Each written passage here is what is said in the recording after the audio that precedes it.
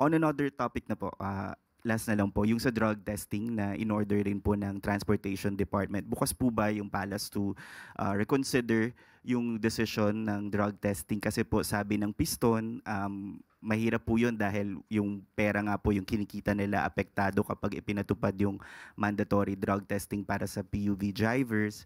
Si former Senator Tito Soto sabi niya, after more than 24 million drivers were tested, only 0.06% tested positive, and it's simply money-making.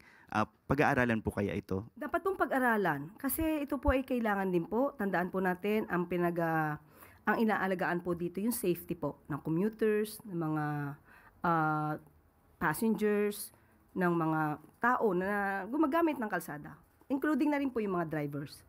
Hindi po ito basta-basta maaaring sabihin na huwag na lang gawin kung ito naman po ay makakasama sa safety. So, pag-aaralan pa rin po ito at huwag naman po agad nating husgahan na ito ay isang money-making device or strategy.